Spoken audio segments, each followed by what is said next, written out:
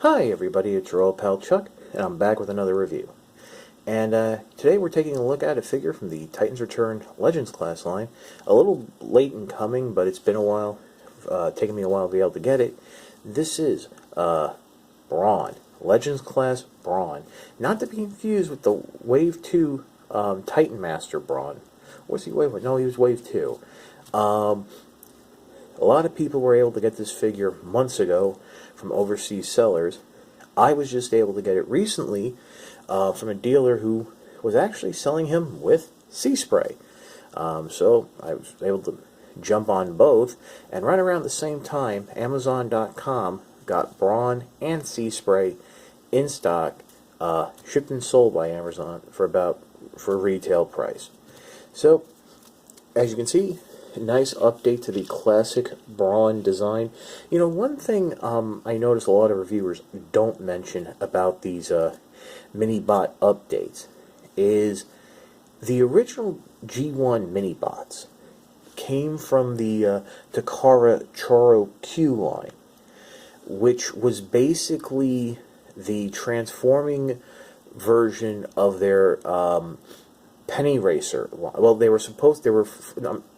Choro Q was their Penny Racer line, and when they were brought over into Microman, remember they were supposed to be toys that were actually real. Like, you know, these were all one-to-one scale robots and what have you.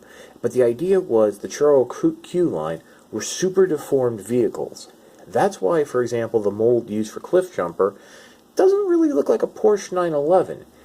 Brawn, for example, if you look at his Jeep, the back wheel should be centered over the roof, which you can replicate because this back panel, as we all know, pops off and can peg in there.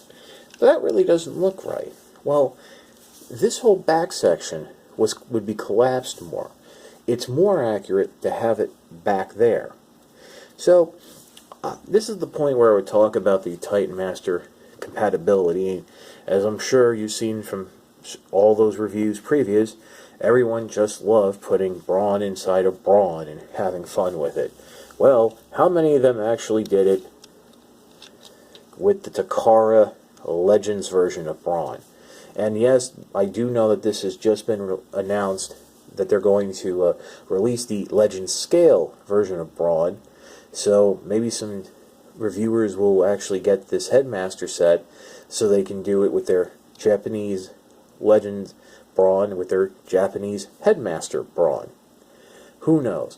But one thing I do want to mention, and why I think this version of Brawn is so beloved, is much like Sea Spray, the cockpit for the Titan Master is not made by limbs coming together or panels tabbing in very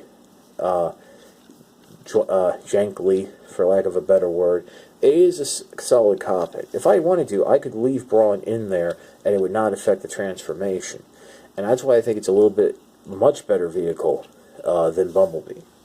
So, to get into transformation, the first step really would be to remove the panel here and either just put it off to the side or stick it on that peg, which we've already done. To be honest, it really would be a little bit easier to remove just because you would need that little extra space to get the feet down and out, but it worked this time.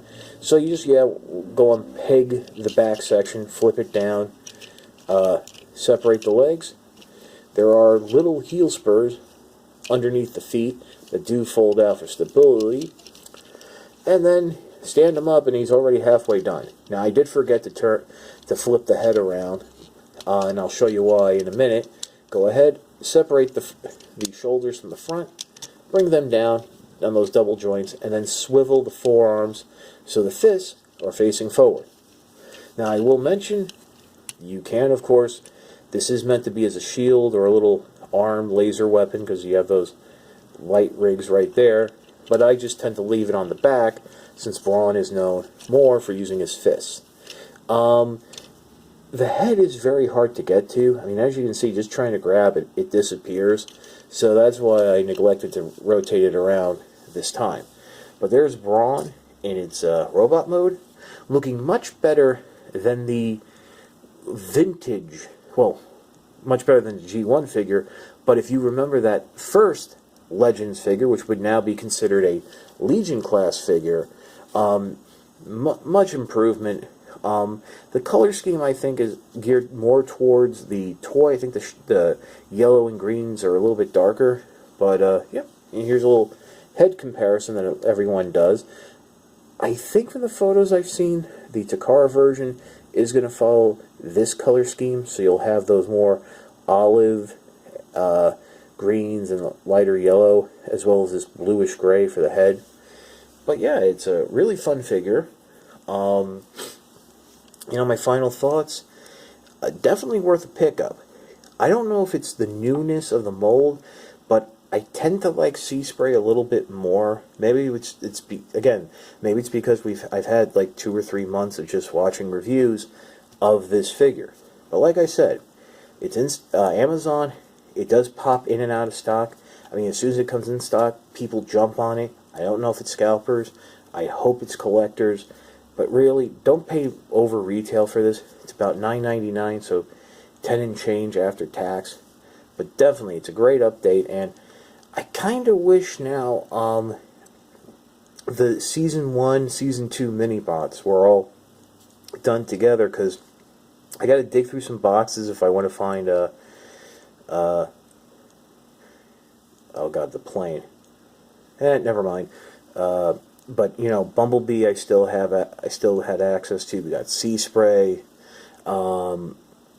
Unfortunately, the Wind Charger, the good Wind Charger, is a Scout class. But yeah, so definitely, it's worth a pickup. Showing up in retail and available online. So, this is your old pal Chuck for Brawn. Oop, almost knocked him over.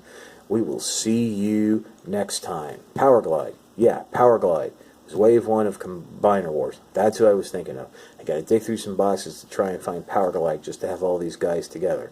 And how about a decent huffer while I'm at it? That Optimus Prime repaint with a new head just isn't cutting it. Okay, bye-bye.